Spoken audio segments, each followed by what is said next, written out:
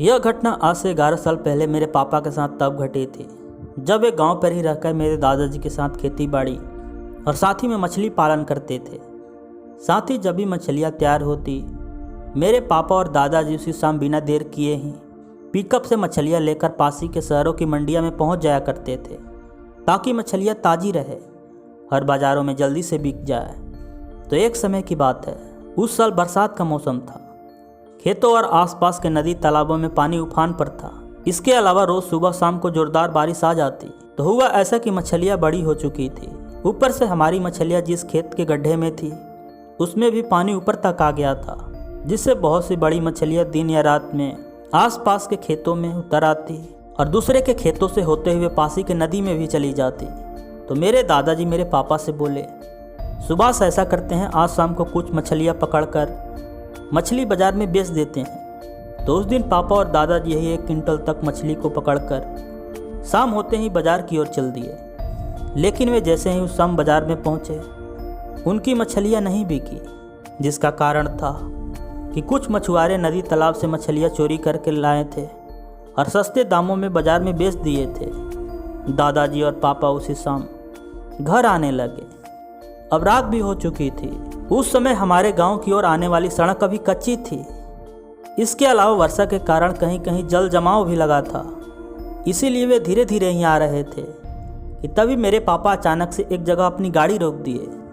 तो मेरे दादाजी बोले, क्या हुआ सुभाष, तुमने गाड़ी क्यों रोक दिया और वो भी बीच सड़क पर?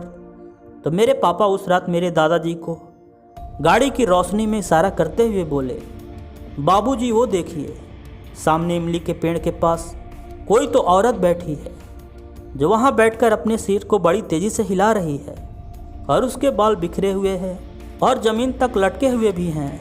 दादाजी मेरे पापा की इतनी बात उस रात सुने ही क्या कि वे बोले, सुभाष जल्दी से अपनी गाड़ी वापस लो, अब इसके आगे हमारा जाना वहाँ ठीक नहीं है और ऊपर से हमारे पीछे मरी हुई मछलियाँ भी है, वह हम पर हमला भी कर सकती है। तो मेरे पापा बताते हैं कि जब वे मेरे दादाजी की बात सुने वे अंदर से सहम गए, साथ ही उनके अंदर डर की दस्तक आ चुकी थी। हालांकि उनको मेरे दादाजी की बातें तो समझ में नहीं आई, लेकिन वे भी उस रात समझ चुके थे कि उस औरत के पास से गुजरना और वो भी रात के समय हमारे लिए अच्छा नहीं होगा। हाँ, यह भी तो हो सकता है कि वह हमारे लिए ही वहाँ बैठी हो।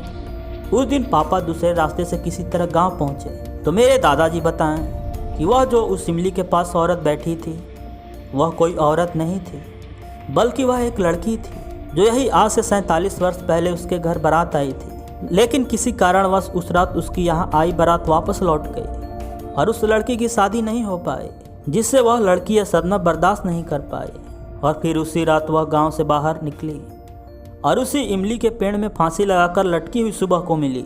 तो कहा जाता है उसके बाद उस घर वाले उसकी इस गलत कदम से उसी इमली के पेड़ के पास उसे गाड़ दिए, जिससे वह लड़की और भी ज़्यादा गुस्से में हो गई और कभी कभी आने जाने वाले लोगों को दिखाई देती है। मेरा नाम अमृता है, मैं दिल्ली के आनंद विहार के रहने वाली हूँ। तो यह वाक़या मेरे मम्मी के साथ तब घटा था जब हम इंदौर में रहते थे। उस समय मेरे पापा हमारे रूम से कुछ ही दूरी पर एक रोड के साइड किराने की दुकान चलाते थे, जिसमें वे आटा चावल तेल यानी खाने के सामान बेचा करते थे। तो हुआ ऐसा कि एक शाम पापा अपने मोबाइल घर पर ही छोड़कर दुकान पर चले गए। तो जब मेरा भाई पापा का मोबाइल उनके रूम में देखा, उस शाम वह मम्मी को बताया। तो मम्मी सोची कोई बात नहीं, 8 बजने ही वाले हैं, 2 से 3 घंटे के बाद वे दुकान बंद करके घर वापस आ ही जाएंगे। तो अब इतनी दूर और वो भी रात को मोबाइल पहुंचाने कौन जाएगा। तो मैं आपको बता दूं कि उस समय मेरी उम्र भी यही 13 साल की होगी और मेरा भाई यही 8 या 9 साल का होगा और हम उस समय पापा के घर आने तक यही 9 से 10 बजे तक सो जाते थे। हालांकि उस समय पापा अपने दुकान से ही 11 बजे आते थे। खैर उस रात हम 9 बजे ही सो गए।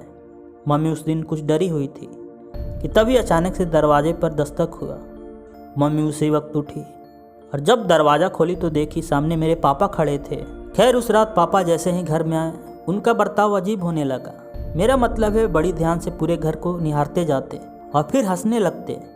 मेरी मम्मी को कुछ समझ ही नहीं आ रहा था कि पापा ऐसा क्यों कर रहे हैं, लेकिन मेरे पापा ऐसा कभी नहीं करते थे। वे जब भी घर आते वे सबसे पहले बाथरूम में फ्रेश होकर सीधे वे हमारे कमरे में आकर मुझे और मेरे भाई को देखते फिर वे न्यूज़ देखने के लिए टीवी के पास बैठ जाते। लेकिन उस दिन मेरे पापा बदले बदले लग रहे थे।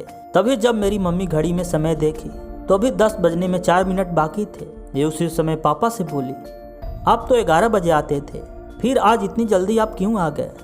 तभी मेरी मम्मी की बातों को सुनकर उस रात मेरे पापा मेरे मम्मी को शैतानी भरी नज़रों से घूरने लगे, मानो उस रात वे मेरे मम्मी को कच्चे ही चबा जाएंगे। फिर वे जैसे ही मेरी मम्मी पर हाथ उठाने ही वाले थे कि तभी फिर से दरवाजे पर दस्तक हुई। मेरी मम्मी उसी समय डरते हुए दौड़ी और जब दरवाज़ा खोली, सामने मेरे पापा को देखकर वह गिरते गिरते बची। तभी उस रात मेरे पापा जैसे ही मेरी मम्मी को संभालते हुए अंदर आए, वह छलावा उसी समय घर के दीवालों में समा गया। लेकिन उस वक्त उस छलावे को मेरे पापा भी देख चुके थे। खैर, उस रात के बाद जैसे ही सुबह हुआ और जब पापा उस मकान के बारे में पता किए तो उन्हें पता चला यहाँ की ज़्यादातर मकान एक पुराने कब्रिस्तान पर बनी है, जो यह कब्रिस्तान अंग्रेज़ों के ज़माने की थी। खैर, हम 4 दिनों के बाद ही वहाँ से अपने गाँव आ गए और गाँव में कुछ महीनों तक रहने के बाद फिर हम दिल्ली चले गए। अब हमारे साथ फिर से कभी ऐसी घटनाएं नहीं घटी। मेरा नाम अमन है, मैं गुजरात का रहने वाला हूँ। यह घटना मेरे साथ तब घटी थी जब मैं 14 साल का था। तो मैं आपको बता दूं कि हमारा गांव साबरमती नदी से ज़्यादा दूरी पर नहीं है, यही लगभग मुश्किल से 3 किलोमीटर की दूरी पर होगा। खैर, आते हैं अपनी कहानी पर। तो उस सुबह मैं यही 10 बजे के करीब अपने भैंसों को चराने के लिए नदी के पास खेतों में चला गया और वहीं कुछ देर अपनी भैंसों को चराने के बाद मैं नदी में स्नान करने लगा। तो उस समय जब मैं नदी में डुबकियां मारकर स्नान कर रहा था, उस समय तक तो वहाँ मेरे सिवा और कोई इंसान नहीं था। फिर जैसे ही मैं पानी से निकला, मैंने देखा मेरे सामने एक 40 से 45 साल का आदमी नदी के किनारे बैठकर सीधे मुझे ही देख रहा था। दिखने में वो बहुत हट्टा कट्टा था, साथ ही वो बहुत काला भी था। खैर, मैं जब उसे देखा, मैं उसी वक्त पानी से निकलकर वापस अपने भैंसों की ओर जाने लगा कि तभी वह उसी समय नदी में कूदा और नदी की कुछ गहराइयों में जाकर अचानक से वह चिल्लाने लगा। मैं जैसे ही पीछे देखा तो वह आदमी सच में ही नदी में डूब रहा था और वह मुझे बार बार चिल्ला रहा था, बचाओ मुझे वरना मैं डूबकर मर जाऊंगा। मैं उसी वक्त बिना सोचे समझे ही पानी में जाने लगा। हालांकि मैं जानता था कि मैं उस आदमी को कभी नहीं बचा पाऊंगा और मेरे साथ वो धोखा भी कर सकता था। फिर भी ना जाने क्यों मेरी कदमें बढ़ते जा रही थी। लेकिन अभी मैं उससे कुछ ही दूर पीछे था कि तभी मेरे पीछे से मुझे किसी के चिल्लाने की आवाज़ आई। तो जब मैं देखा तो मेरे पीछे 2 लोग नदी की ओर दौड़ते हुए आ रहे थे। वे मछुआरे थे जो उस दिन नदी में मछली पकड़ने के लिए आ रहे थे। तभी वे मुझे आवाज़ लगाने लगे। तो जब मैं पीछे देखा तो वे बोले, वो लड़का तुम वहीं रुक जाओ, वहाँ कोई इंसान नहीं है। तभी मैं जैसे ही उस आदमी की ओर सामने देखा, वह काला आदमी उसी समय नदी में डुबकी लगाकर नदी की गहराइयों में चला गया और फिर वह कभी नदी से बाहर नहीं निकला। मैं जैसे ही नदी के बाहर आया तो उन लोगों ने बताया कि वह आदमी जिसके करीब तुम जा रहे थे वह कोई आदमी नहीं बल्कि वह एक बूढ़ा था। तो हमारे यहाँ बूढ़ा का मतलब पानी का भूत होता है। तो कहा जाता है जो लोग पानी में डूबकर मर जाते हैं वे लोग बूढ़ा बन जाते हैं, और जब वे किसी इंसान को नदी या तालाब में अकेला पाते हैं, उनके पैरों को खींचकर उन्हें नदी के गहराइयों में ले जाकर उनके मुंह, नाक और कान में बालू या मिट्टी भरकर उन्हें भी मार देते हैं। खैर, उस दिन मेरी मौत मात्र कुछ ही दूरी पर थी। वो तो सही समय पर उस दिन वे मछुआरे आ गए, वरना मैं शायद ही उस पानी वाले भूत से बचकर बाहर आ पाता। दोस्तों, इसके अलावा हमारे गांव में अभी भी ऐसी घटनाएं सुनने को बहुत मिलती हैं। इसीलिए यदि आप कभी भी अकेले तालाब या नदी में जाएं, अपने परिवार और माँ बाप के बारे में ज़रूर सोच लीजिएगा। तो आशा करता हूँ आपको ये कहानी अच्छी लगी हो।